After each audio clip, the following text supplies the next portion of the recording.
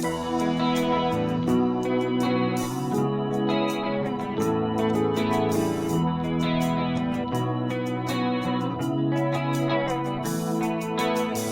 you knew me before, you wouldn't even look my way. If I had the nerve to speak, you wouldn't hear what I say. Time has come and gone so fast, we're not who we used to be. And welcome back to Sullivan's Unheard Voices. I'm here with Scott, aka Agent Drama. I really am thankful that you're here today to sort of talk about your life in music, because it's one of those unique stories that Stephanie was kind of telling me a little bit about. So how did you first figure out that you could sing? Let's see. Well, I always wanted to sing like Ronnie James Dio. Yeah? But I couldn't do it for more than like half a song without losing my voice, and I didn't know you could just get trained to learn how to do that. So I stopped singing for probably till I was about 30, and then I was watching American Idol, and I was like, that seems like a good skill to have. Yeah. You know, just be able to sing. And so I just practiced at home, listening to like Natalie Merchant albums, and I don't know, just trying to get enough confidence. And then I would go to, I went to karaoke, actually, when it first, I don't know, I was probably like 21 or 22. Yeah? And I was saying like Hanging Tough, but like I was Ronnie James Dio. And it got a good audience reaction, so that's kind of why I did it. You know, it's fun. You can relate to people that way. Yeah. So I know you're not neurodivergent, Yeah. and I'm probably. So, you know, we sort of look for those things where you can kind of relate to people, because it's not always 100%. easy. Yeah. Yeah, I remember one of those weird things in my life. I ran for political office once. Not because I really was like thinking I could win. I figured if I ran for office, I could learn how to communicate with people better. Oh, yeah. I see Yeah, that. it didn't really work out as I thought it would. But You don't just become a Mormon. right? Just go on a mission and... See, I don't know if I could do that. That would be the hard part. It'd be the mission piece, being away yeah. from everybody that I know. Right? Yeah, that would be the hardest part, I think. Yeah. It's a weird gig. Yeah. So, how did you get involved with the FBI? So... Funky Beats Initiative, for those of you listening. Just I'm from Arizona, so my sister lives in Salem, and her daughter, my niece, she lives here too, and things weren't going great in Arizona, so I moved up here. She said, yeah, just come up and move here. So I did, and she was dating a guy who played the bass in a band called the FBI. They stopped going out, but they were still friendly or whatever. So, and he had mentioned that they were looking for a male singer. So before I even moved here, I kind of knew about the job, and I came in and I auditioned, and at first it was like between me and another guy. I can't think of his name off the top of my head, but anyways, Anthony. okay. Yeah, and so they wanted to have a sing-off or something. I'm like, I don't know if this is really what I want to do. And so I said, well, just let Anthony do it, and, you know, because I thought that'd be a good thing to do. And then Anthony decided he couldn't do it because, for whatever reason. And so I said, all right, I'll try it, and at least help you out with the next gig. And then a year later, I was still with him. I did leave the band. We had our last show about 3 weeks ago, but Yeah, that's bittersweet. I totally get it though. Like, yeah, it's too much. Like, because I work 10-hour days, so I get up at 3, and then I don't have any time to practice really. And then when it comes for a gig, I mean, I'm prepared and ready, but I'm just tired and I'm just exhausted, and it causes problems. So, you know what I mean? I want to be able to give it my 100% and not try to fake it, or, you know what I mean? I totally get that, right? Yeah. Because I don't think people understand, like, even if you're, and I hate to use the word just a singer because that's not even a thing, but even if you're a singer and you're not having an instrument like a guitar or drums, you still need that practice. You still need the energy. It's a lot of work being in a band. Just physically, especially because I give it I go 100%. Yeah. And to be able to do that, you have to practice. I mean, at least 2 or 3 times a week, and I was only doing it maybe once. You know what I mean? So there's definitely a lot of muscles involved in just breathing regulation and stuff like that. And then, so when you said you started out, you were listening to singing along with what album again? Or what Oh, musician? Natalie Merchant's live album, which is Yeah. a great album. Like, especially if you have a good stereo. You want to hear a live album that just sounds amazing. That's Yeah. I think it's just called Live. It's from 2000, I think 2000 or maybe 99, somewhere around there. But it's a unique choice to sing along with as a male singer. Yeah, she has an interesting voice. I really like her voice. It's not like the greatest voice, but what she does with it is just amazing. You know what I Yeah. mean? So she can really convey a lot of emotion, and I just really connected with that, And then is and just so, the sound of it too. And it's more, it's less poppy than her albums. So there's kind of like a more of a jazzy, funky type of vibe to it yeah. that you don't really hear on her albums. And was funk music something you always were interested in, or was that something you had to pick up for the FBI in particular? No, I loved disco when it came out. Yeah. Yeah. Yeah, because that was another thing how I kind of related to people. Like, I was pretty good at dancing, apparently, in, like, 5th grade, and all the girls like that. So I was like, all right, disco. I like it. I get attention. Right?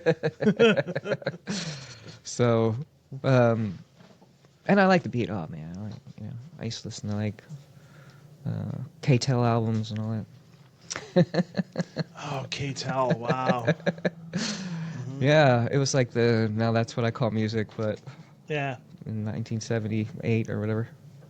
And then in terms of like your transition though to the band itself, like when it first started and things like that. Oh, yeah.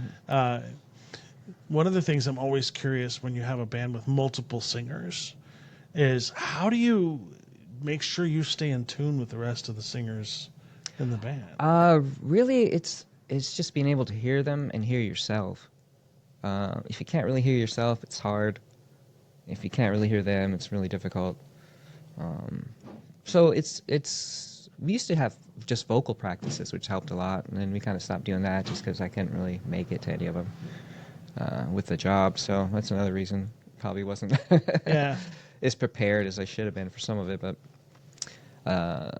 that really helps. Yeah, just singing a cappella or just having it on softly in the background without all the guitars and everything else kind of coming at you. Plus you also have to make sure that you know when you're doing that practice just a cappella, I would imagine it helps sort of build that muscle memory too. Yeah, definitely. Yeah. Yeah.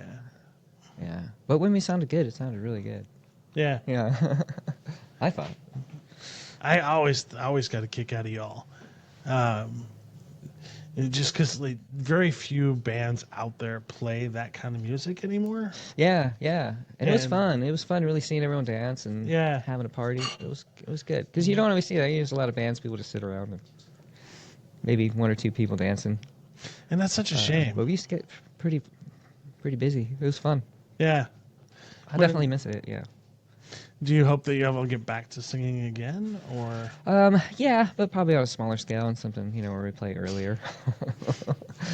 So I'm not trying to give it my all for 3 or 4 hours. I get that. Yeah, especially like because some bands I've noticed play that like until like 8 or 9 o'clock or 10 p.m. at the latest. Yeah, as opposed yeah. to like 1 or 2 in the morning, and that's a Yeah. huge difference. Yeah, I think our latest gig was like midnight or so, but yeah. Even though it helped tear everything down. And we have a lot of stuff. Yeah. There's The more people pretty in big. the band, the more stuff. yeah. Yeah. Just Eddie's drums is like a lot of stuff. I mean, he usually takes care of it, obviously, but, if you want to get out of there, you got to help. Now, as far as like the scene itself, especially like in Salem, have you noticed that things are starting to sort of pick up again? I've only been here like a year, so Okay. yeah. I haven't really noticed. I heard it was pretty bad. I mean, COVID kind of screwed up everything. Yeah. For a Well, lot I of mean, people. just in terms of the But last for year. music scenes especially, a lot of places closed or yeah, I mean, I've met some really good singers. Some really good, amazing. I was at the Grand last night, and that lady Hannah, she has a daughter named Emma. Oh my God, she's just ridiculously good. That's so awesome. Yeah, I didn't know the Grand did karaoke. Yeah, good acoustics in that place. I like it. I like any place that designs for acoustics because most places don't. Yeah, and that's one of the things that I found interesting about the music scene here is that uh, you never know what you're going to get until you show up to the venue. And there are a lot of places where, and you can tell the difference between places that have invested into the stage and the acoustics versus Oh yeah. here's a blank space to play. Yeah, but- I mean, it doesn't matter what equipment you put in there. If your acoustics suck, yeah. you're just going to be fighting it the whole time. So, And I would imagine with a band with multiple singers, it's even tougher if the acoustics are off. I mean, not necessarily for us because we have monitors, so we can't really tell. Okay. As long as we can hear ourselves, like we don't really know what's going on out there unless it's a song we aren't singing in or whatever. So we can kind of go out and hear it. But other than that, you know, it doesn't really affect us that much. Just affects the audience really. And then in terms of like preparing for a gig, what does warm up sort of look like for you? Usually, I mean, I'll just try to sing the hardest songs I can. Okay. Say more. To try to get the range up and get everything cleared out, and kind of that's pretty much the only way I can do it. You say range up, cleared out, sort of like, what do you mean by cleared out? I guess some of those high notes, you know, like make them so they're not screechy or you're not straining too hard and everything's kind of. Yeah, because Yeah. you don't want to go in cold. Yeah, you gotta stretch it out basically. Or just like, but instead of just like stretching, you're just running really fast. Okay. I get Get all the that. blood flowing through there and Yeah. making sure, yeah, you're not gonna. And then in It terms sort of helps you find your limits too. Like, all right, well, tonight maybe not the best idea to do this or whatever, or you know, kind of maybe not go 1,000%. You know, kind of dial it back just a little. It'll let you know whether you should do that or you can just go for it. And then how much do you have to adjust in the fly if someone does come up like that? Oh, well, improv's kind of my thing. I can just improv over anything, so That's it fair. doesn't really faze me so much. But at first it did. Oh man, if I screwed something up. But is that something like you've learned over time is sort of like how, so I guess let me rephrase it this way. If you're talking about like with your fellow bandmates, do you have a conversation with your other singers before you get on stage and saying, hey, I might not be able to hit this note or I might not be able to get here? And No, we never really ran into that to where it was that bad. If it was that bad, I probably shouldn't be up there. that's fair. That's fair. But I mean, it has happened. Like our very first gig, very first gig I ever performed live. Cindy, our other singer, had like COVID or strep or something, and so she couldn't sing. So it was just Lisa, and Lisa didn't really. I mean, she just joined too, so she didn't really know the songs all that great, and it was kind of stressful. But we ended up pulling it out, so it was kind of fun. So we definitely had to do some improv there. Yeah. Yeah. Do you remember where your first show was? Yeah, it was at the Beehive. At the Beehive. Yeah, Make Music Day. Okay. Last year, yeah. Make Music Day. Yeah. Wow, I didn't Yeah. even know they had that. Yeah. I think what was this? I guess it must be in June because it was just I think last month, Okay. June, And- July, or maybe 2 months ago. But yeah. And you come this way via Arizona, right? Yeah. We grew up there. What's the difference you found so far between Portland and Arizona? Well, I mean, Arizona's definitely more Wild West, and it's huge. Like, the city itself of Phoenix is just massive. Like, Yeah. it just keeps going. Like, you can drive from one side to the other. You'd be driving for an hour and a half, and there's still a city going on. It's crazy. Freeways are way better. It's easier to get around. Like, I notice a lot of times here, because it's a lot of hilly and a lot of rivers and streams and irrigation and stuff, that you can only, like, in places, you can only pull in, like, one way. Like, we're in Arizona, if you're at a strip mall, you could probably get in and out, like, 4 or 5 different ways. You know? Gotcha. There's all these accesses and entrances. Where here, there's, like, kind of one way in and maybe 2. Just because of the terrain, you know? It's, like, all these hills and, I mean, you can't really make a road that just goes straight down or whatever, so you can only, I mean, you got to figure it out, but, so it's definitely different that way. And I think that's why people don't drive as much. Like in Arizona, you put like if I have to drive for 40 minutes, it's like, oh, it's no big deal. But here, it's a lot more difficult because you got to stop and slow down and do all this other crazy stuff. So you may go 20 miles in 40 minutes, where in Arizona you can go like 50 miles in 40 minutes. Okay. And I also would imagine that the difference between here and there, what comes to my mind, specifically in like Salem Kaiser area, if you take one wrong turn, you may not be able to turn around like a mile and a half. Yeah. Yeah, definitely. That's something I had to get used to real quick. Yeah, where in Arizona everything's a square and there's hardly any one-way streets except for like downtown. So, you know, you just go around in a circle or whatever. You get back to where you're at. Yeah. I think what else? You know, there's some pretty amazing musicians in Arizona because there's so many people. Yeah. You know, there's some insanely talented people there, and there's some pretty talented people in Salem, but you know, not as many, I guess. I guess I can see what you're saying. Smaller town. You know. Yeah. Mm-hmm. There are some really good ones though. I met some. You're not lying. Yeah. I've met a few.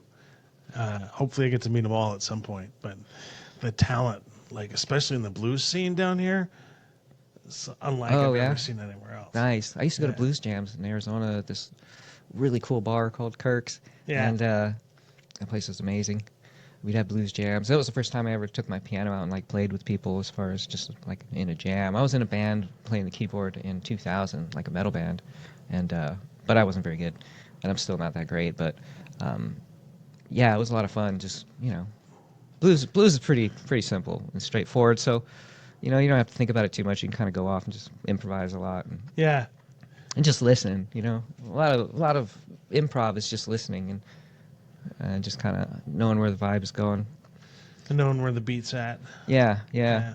It's so much fun. Like, I'm trying to envision like a heavy metal band with a keyboard. That's so unique.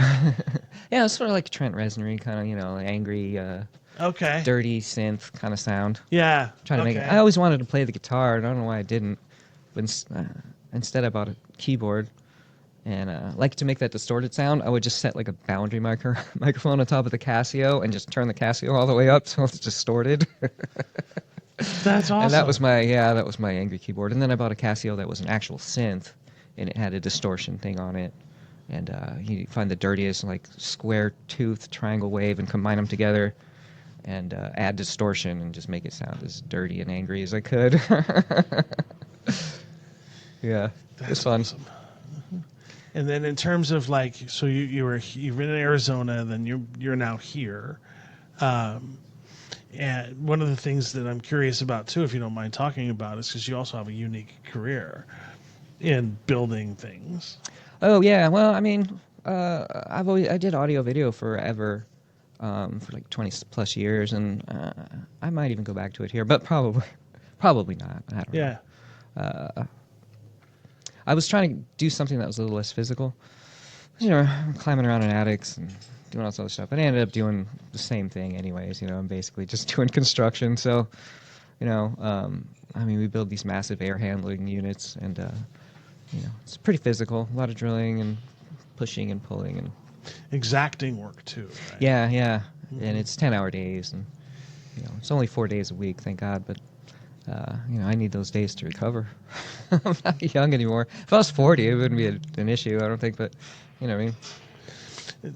In terms of like audiovisual though, like if you're looking back at like your work in that area, like do you think a lot has changed since that time and now? Oh, definitely, yeah. People used to have box speakers. You don't really see those. Big, tall things in their living room or whatever, but you really don't see that anymore. Everything's kind of in wall.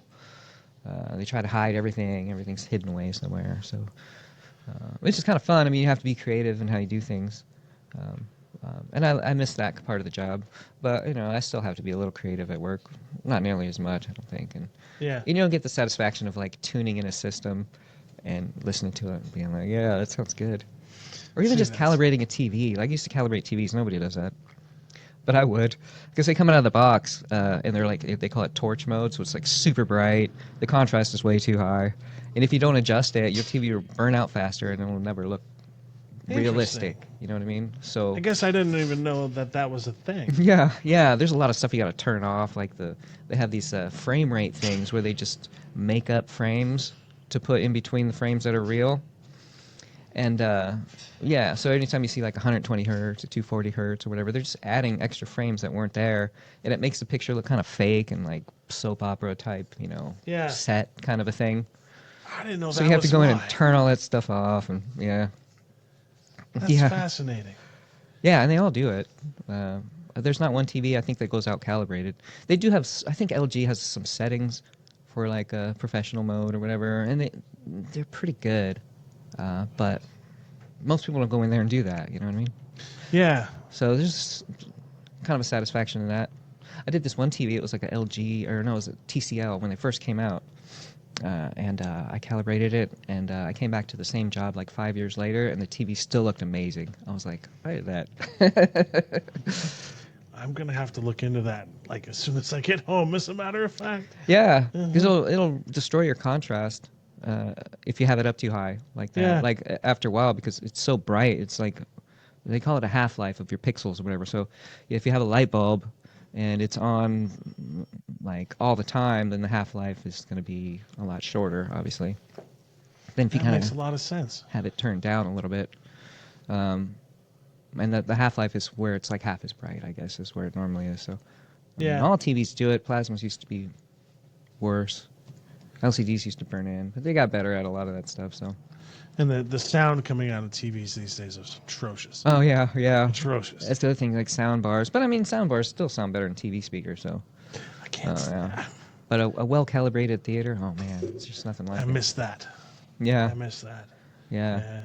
I used to have this sort of calibrated theater system in my house. Nice. But then when I moved to the place I'm at now, and I actually have neighbors, Yeah. I know. I'm respectful. I know it sucks. I miss. Well, I have the sub hooked up now, but I don't have it quite set up where it needs to be or anything. But when I did live in an apartment, I have a pretty nice M&K sub, and Yeah.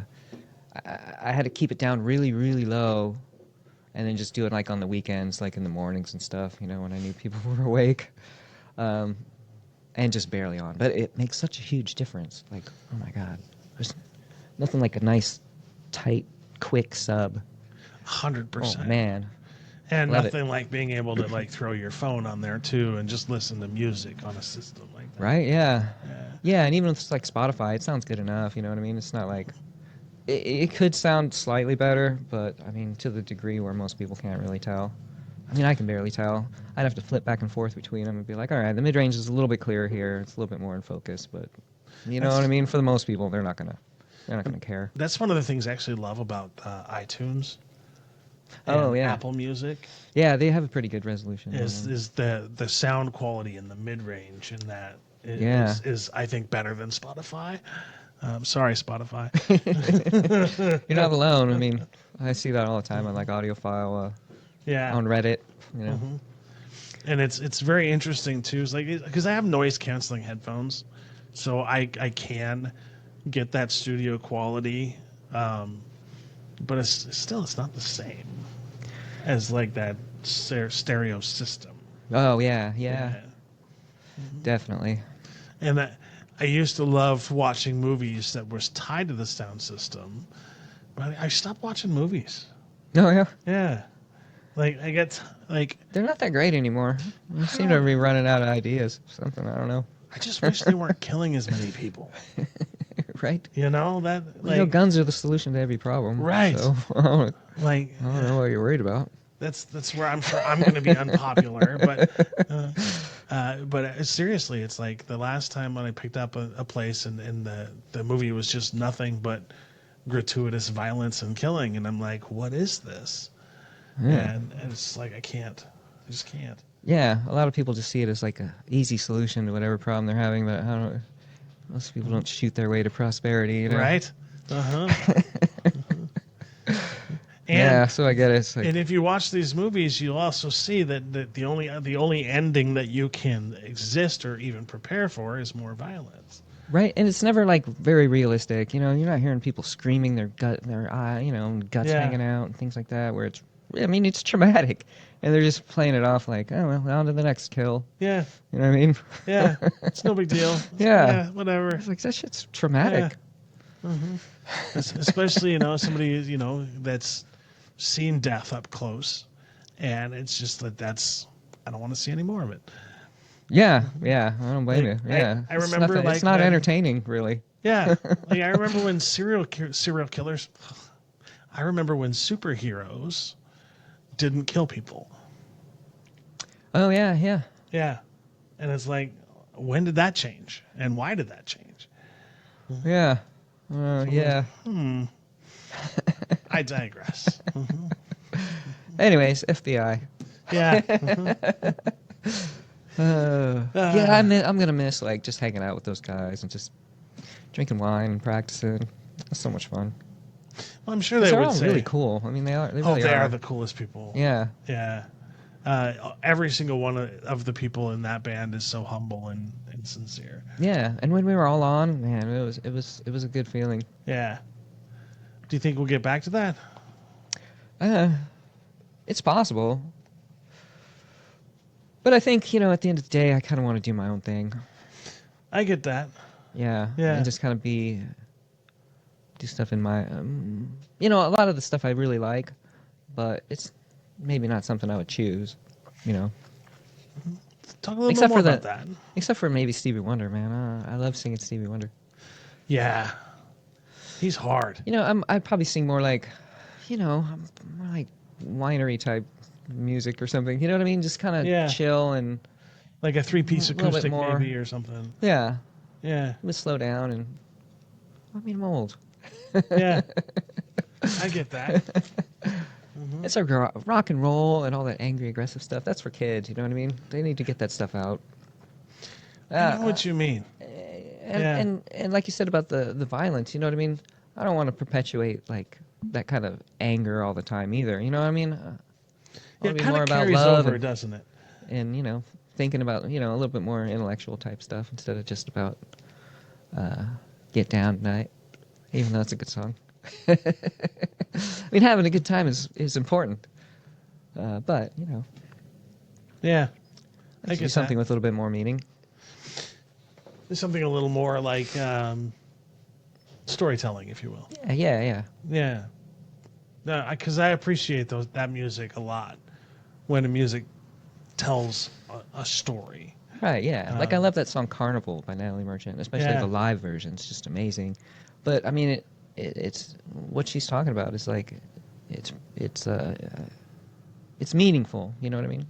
And important. 100%. I think, Yeah. because we really want to talk about those kind of things. And most people don't really listen to the words anyway. But if you did, you'd be like, oh wow, that's an interesting idea. Because I read a lot about anarchy and a lot of that stuff, and just seeing like I'm not 100% anarchist in that we should have no hierarchies because they just happen. You know what I mean? Whether we want them to or not. If you have any type of community, you're going to have some sort of hierarchy. But they don't need to be so extreme like we have them now. Yeah, one of the things that I struggle with on a daily basis is this whole concept of we are an anti-monopolistic society, but yet we have the most monopolies. Oh, yeah. Monopolies of any society. So I wrestle with that every day because you hear people talking ad nauseum, all like in the media and all this stuff, how like this, we're supposed to be this, we're supposed to be this. But then if you look at what we really are, we're kind of exactly what they're saying we're supposed to not be. Right? Yeah. Yeah. And they're like, well, this is the best way to allocate resources. And I'm like, really? Is this all we can think of? Is to just give people unlimited power to gobble up everything? Yeah. Yeah. Because so I've been putting off buying a house, for example, for I would say about 2 years now, waiting for the interest rates to sort of dip down. Oh, they would have, but things happened. Yeah. Yeah. Yeah. But what I'm trying to get at is like the affordability now of people just to go out and buy a house is just impossible sometimes. Oh, yeah. Yeah. Unless you have two incomes, it's just out of reach. It's literally just out of reach for most people. Yeah. And it used to be that was the pathway in the middle class. I Yeah. don't know how we get back to that though. Yeah. I don't think they're trying, so. No, they're not. That's a given. And a lot of it's all tied up in people's retirements and all their 401ks, and they're like, I'm cool as long as my 401k is growing. So, they can complain about it, but they're not going to do anything about it.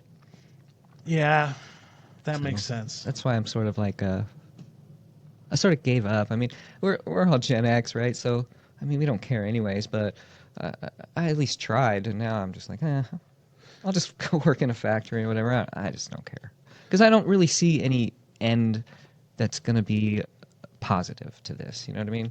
It's hard to be positive, so you sort of have to have sort of, you know what I mean? Yeah. You sort of have to have like, what are we going to do, really? I mean, Yeah. there's only so much we can do. Well, because like even yesterday, I just talked to a woman that I've known for a while.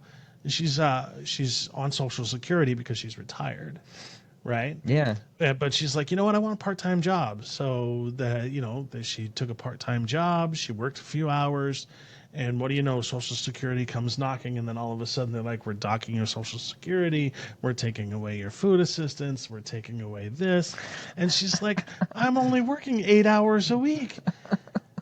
But yet you're punishing me for wanting to contribute back and make a little something for myself. And so we're at a point in the country where if you're on Social Security or if you're on SSDI, you can't go back to work because they punish you for trying to go back to work. Yeah, you can't have a bank account. You can't do all sorts of stuff. It's ridiculous. It makes no sense. Yeah.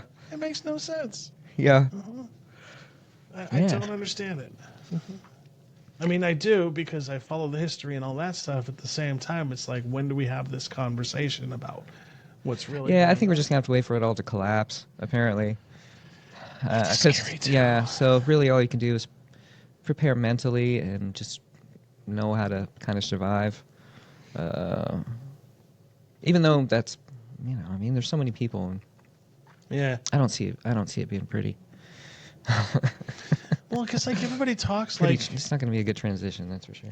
Especially when people talk about like this country as being a true meritocracy. Oh yeah, and it's like that is under the assumption that there are 10 high-paying jobs available for 10 people to compete and access to. Right. In reality, there's 2 of those jobs for every 10 people, and so because there's not enough jobs at a certain level, we're not going to be able to lift enough people out of poverty. Because there's no pathway to prosperity. And that's what scares me, I think. Yeah. It's like I said, I'm not looking forward to the future, so. So that's why I just kind of do whatever, you know what I mean? Join a band, do whatever. Who cares? Just live life to the best you possibly can. Yeah, have fun and, you know what I mean? Don't stress out about it because there's really not much we can do. I mean, I really like the idea of a lot of the permaculturists and the people who are trying to plan ahead for that kind of thing, or at least to be, sustainable in their existence and not just trash the place and buy a lot of garbage. I would love that. And it is. It's just it's hard to do and it's expensive too. Like you can't. Yeah. It's not like I can just go walk into some community and join it. You know what I mean? Yeah. It's expensive. And you don't want anybody just showing up. You can't afford it either. So I understand why. But I think that's another thing they try to do is just sort of eliminate those kind of people from existing. You know what I mean? They make it harder and harder for them to just subsist. Like they kind of how they're doing with some of the laws around the farms around here, where you can only have so much income from like events or things like that. Yeah. They recently changed that. You can't have. They got rid of a ton of market farmers because even though they could use so many gallons a day, like I don't know, they had to have some sort of permit for water. And so they got rid of farms because they turned off the amount of water they need to have a farm. Right, yeah. The smaller farmers that didn't have the water rights or whatever, so you got to get water rights. And those are... So a lot of those people went away, and then now they're trying to limit the amount of income you can get that's not farming if you're a farmer. And then, some of it I kind of get, like for parking and things like that. I mean, you have to put something down. But at the same time, like, it shouldn't be that hard, you know what I mean? At what point, though, did we start telling people what they can and can't do to make money? Well, I mean, that's part of it too. Is like any kind of government law is from someone just abusing things and being an ass. So, Yeah. they're like, all right, well, we have to do this because this guy is going to just take advantage of the system and do whatever he wants, and so they have to make a law that kind of covers everybody, and they try to make it like one size fits all, and that's where it just falls apart. Yeah, I was talking to somebody the other day about just that very thing. Because, like, in the state of Oregon example, we have this cap now on how much you can increase your rents. Oh, yeah. What's been happening, though, is that the banks now are telling people who own apartment complexes or who own duplexes that if they don't raise their rents at the maximum level, that they could call the loan. So in commercial real estate, even though it's a 15-year loan, the bank can call the loan at any time. It's not like with your real estate with like your home. That's horrible. If you're at 30 years, you're locked into 30 years. The bank can't do anything about it. In commercial real estate, it's 6 months from now. If they're not liking how you perform, they can say you owe us everything. Oh, wow. And they kind of shut you down. And what they started doing is talking to the landlords and talking to property owners and saying that if you're not increasing your rents on your tenants, we're not going to secure your financing. So in a way, the unintended consequence is that everybody now has to raise their rents. Whereas if you just wanted to be a cool landlord and was like, I've got a cool tenant, I want to keep the rents making money, same, making money, who cares? The bank's like, no, it's not good enough anymore. Yeah, that's so nuts. Yeah. There's no supply and demand really anymore. Yeah. It's all greed. It's all greed. Yeah. And that's the huge difference between like a small company or a small business that's trying to make it, that's doing its best to be in the part of the community, versus these multinational corporations who don't care at all about the people, and it's all about the dollar. Yeah. And that's the sad part, is like we need to figure out how can capitalism exist and still care for people. Yeah, turning us all into marks, you know what I mean? Yeah. We're just like, how do we extract as much money out of this guy? Yeah.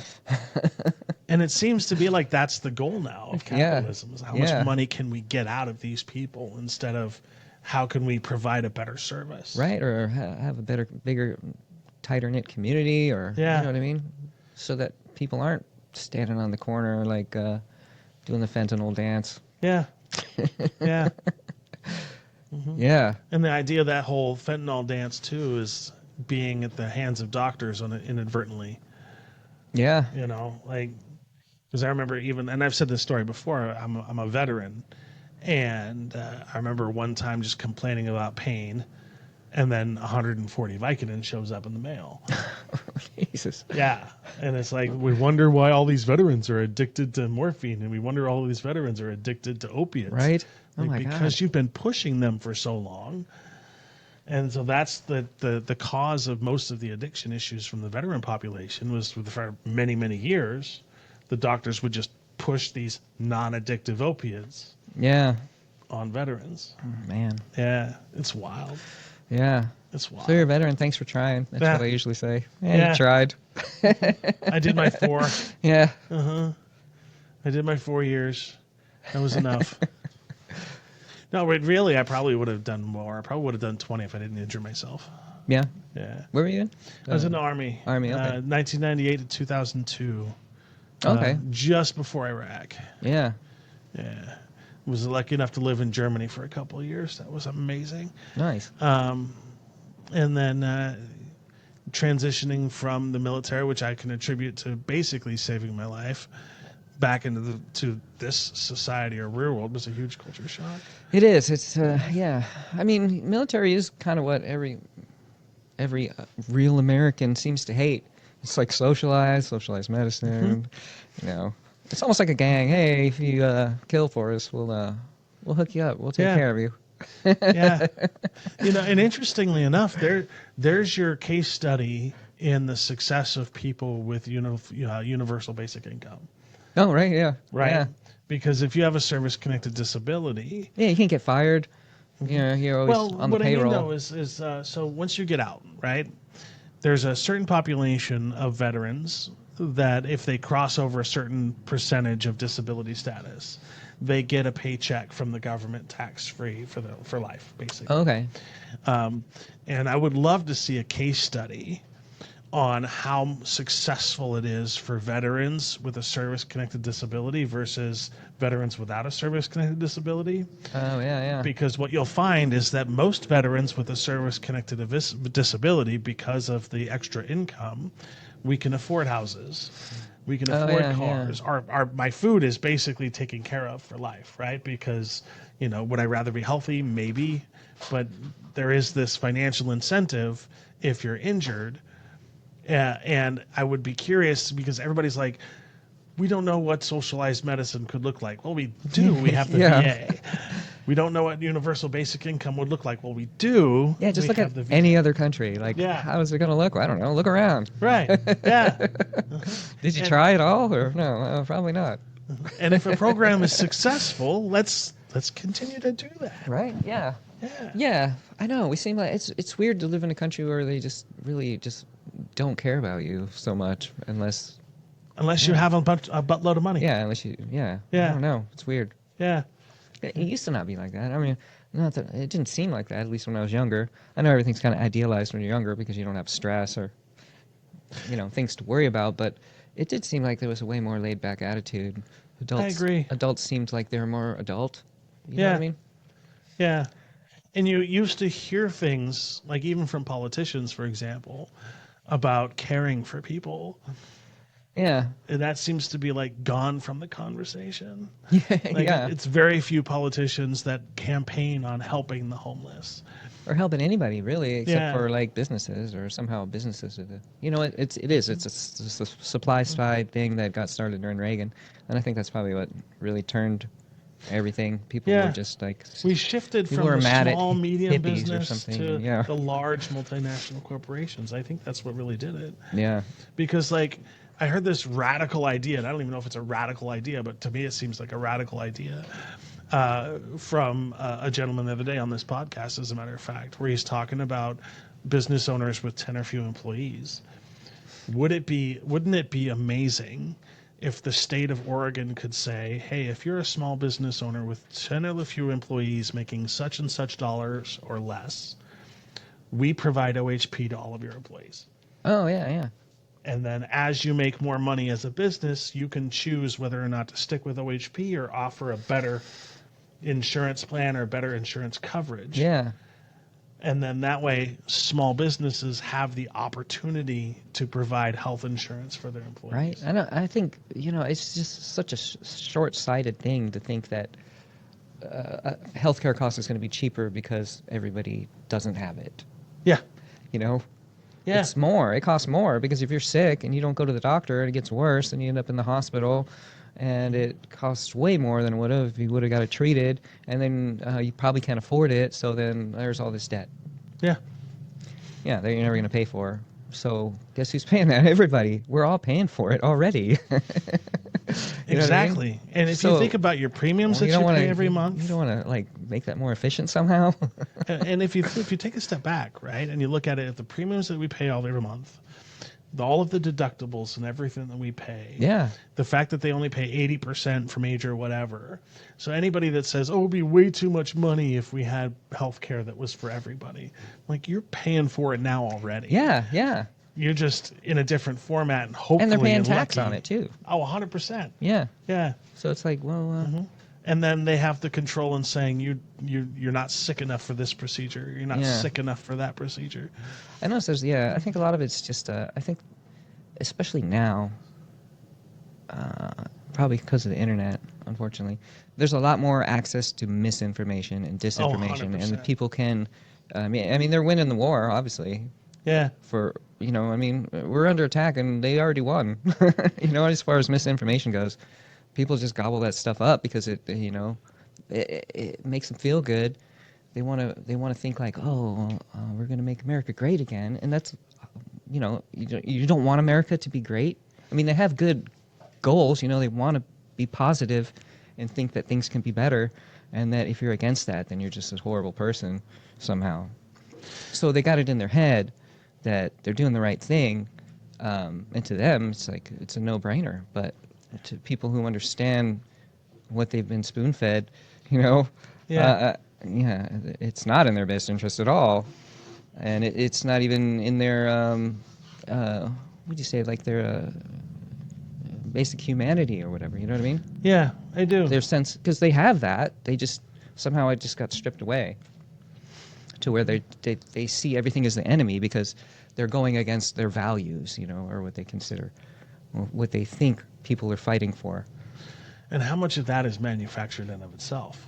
Oh, all of it, yeah. You know, like, because we It's on feel like purpose. we're fighting each other, we feel like we're disagreeing with each other. But if you take a step back and you have real conversations with even people opposing political views, you'll find more often than not we agree on 90% Yeah, we want of the things issues. to get better. Yeah, we And want they use that everybody to be against us. happy. That's yeah. what they're using against us. They take our values and they kind of twist them, and so that we're fighting each other. Yeah, even though. And how much Like of you a said, we're better pretty much- world this would be if we, instead of fighting each other, we were helping each other. Yeah, but it's not as entertaining apparently. So. Right. There is that. So the Tool put out this song Vicarious that talks about just that. Oh yeah. Yeah. Nice. I love Tool. And it's the whole concept of if it bleeds, it leads. Yeah. And it's like vicariously I watch the whole world die because that's what we want to watch for some reason. Right. Well, people just want to feel something because we go through our day, we go to work, we do all this stuff. We don't really have time to do anything. So Yeah. we just want to get that quick. We got to feel something, you know, whether it's anger or self-righteousness, whatever gets their adrenaline flowing. That dopamine You know what I mean? hit. Yeah. So they just kind of go to that because they're not getting it anywhere else. They're not getting it from the general community. Like if we were just all hanging out, barbecuing or whatever. Yeah. Yeah. But we need so many more barbecues. Right? Yeah. That's what I love about music, though, right? Because it seems to be like that universal language that It brings is, yeah. people together. It is, yeah. That's that's like I said, it's kind of how I relate to people. Yeah. Because we all have that vibe, you know? We all feel it, hopefully. Hopefully.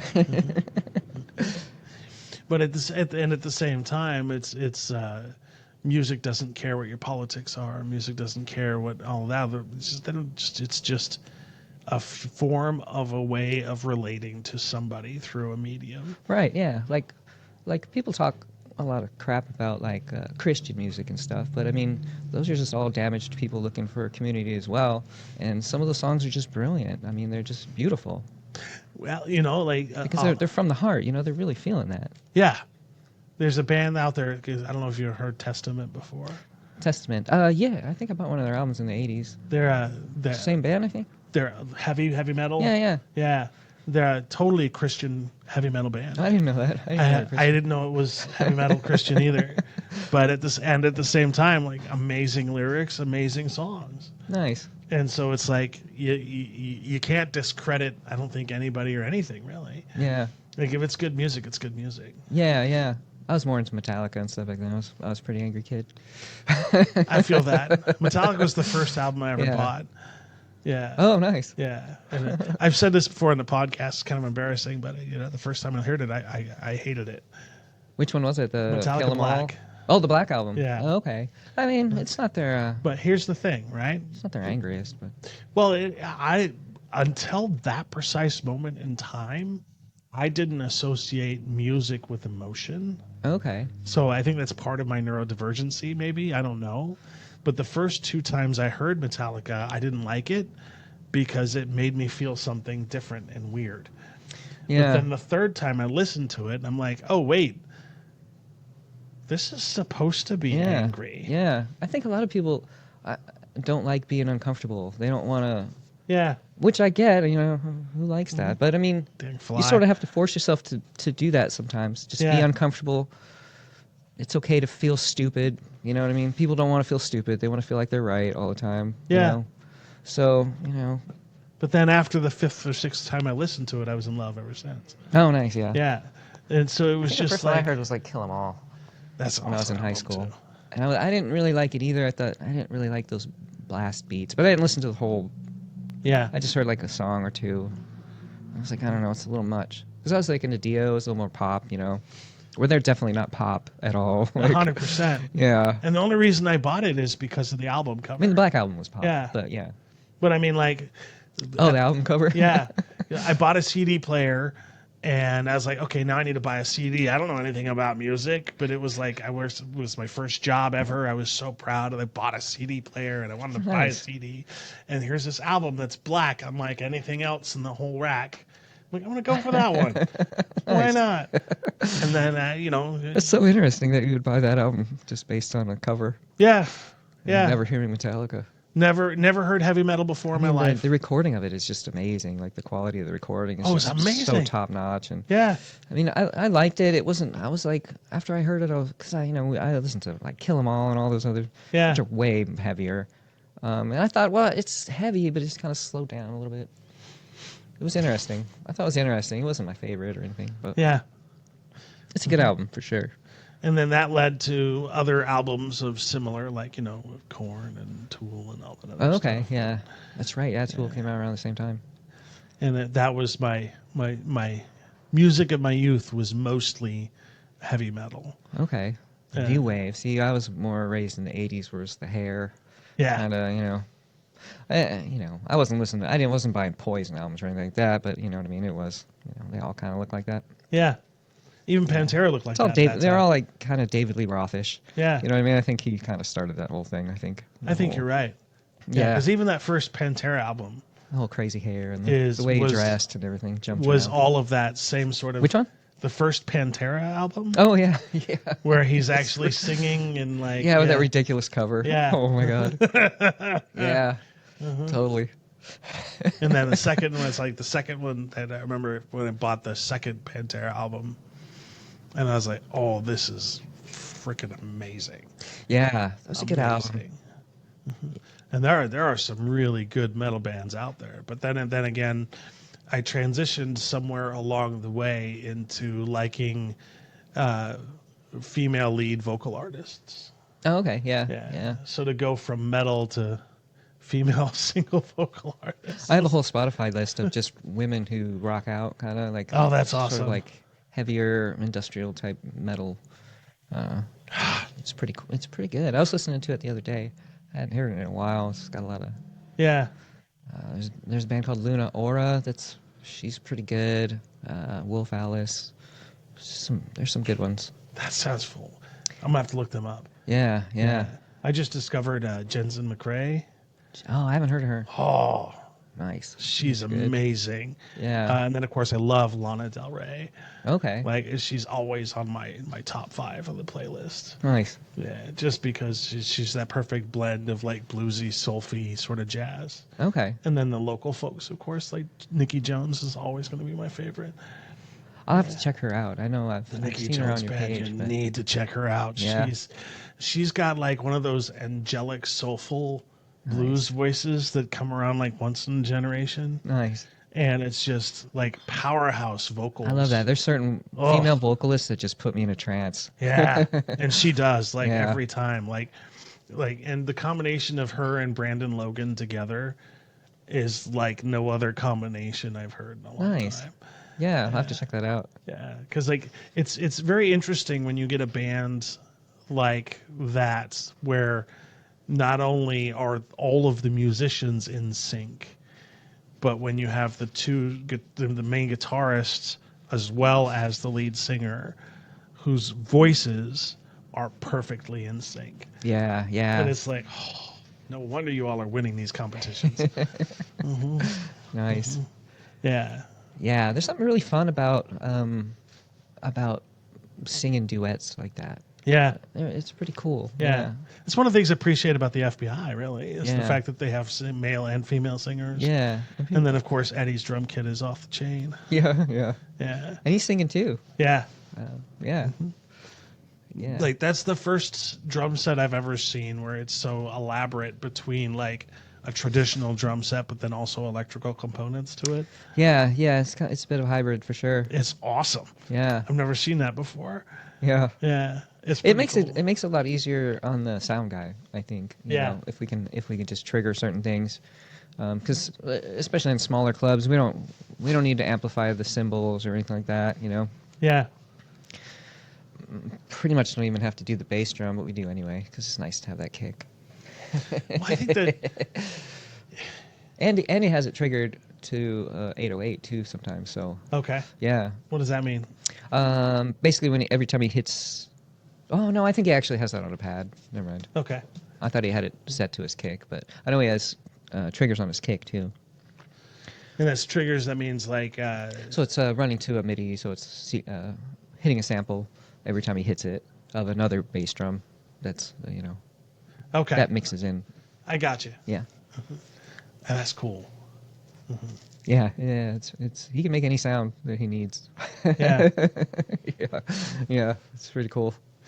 And then in terms of like what's next for you though, like are you wanting to like pick up guitar or you just want to? I do. I mean, I've started playing. I bought a guitar a little over a couple years ago. I bought a Taylor Big Baby. Uh-huh. It's kind of a little smaller than a Dreadnought, and it's it fits my hands really good. And it sounds amazing. Yeah. And it was pretty cheap. And but I ended up buying a Breedlove because this is Oregon. Yeah. Breedlove's based in Oregon. I don't know if you know anything about them. No. Yeah, they're based in Bend, and they're a custom luthier shop, and they you can get I don't know $4,000 guitar if you want. If you go down there and have them custom build you anything.